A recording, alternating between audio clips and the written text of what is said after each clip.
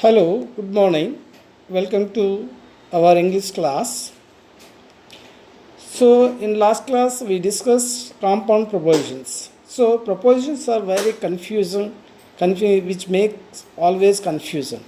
So, I am giving some propositions with some words. For example, noun plus preposition.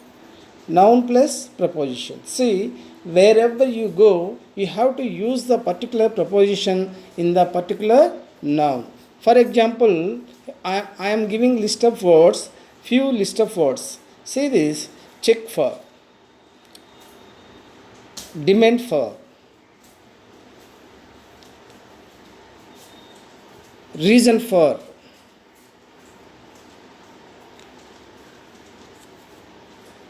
need for. See, check for. I sent a check for $50, 50 rupees, like this, okay? Demand for.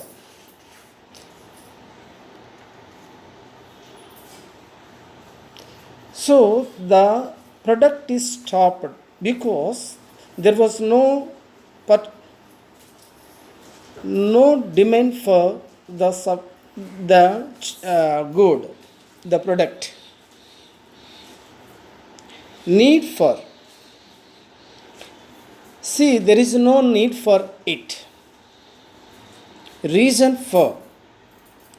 Reason for. There is no reason for delay the train. So like this you can use.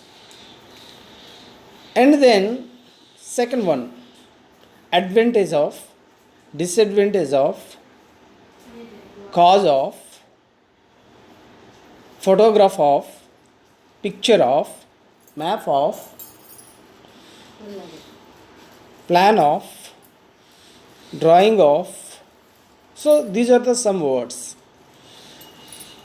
The advantage of living in this house is very comfortable.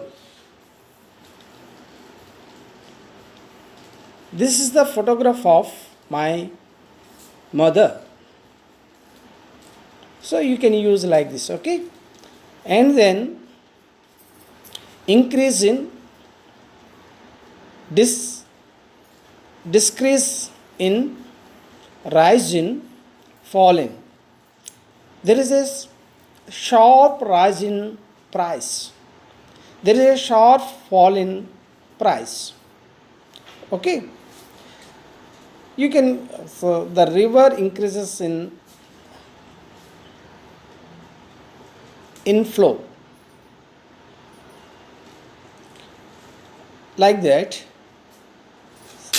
Fourth one is damage to, invited to, solution to, key to, answer to, reply to, reaction to. So please answer to my question.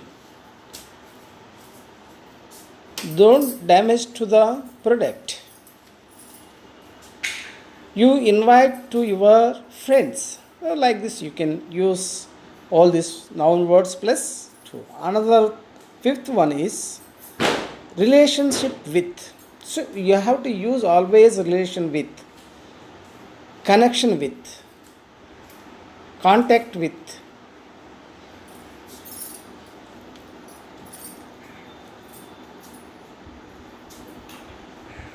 contact with.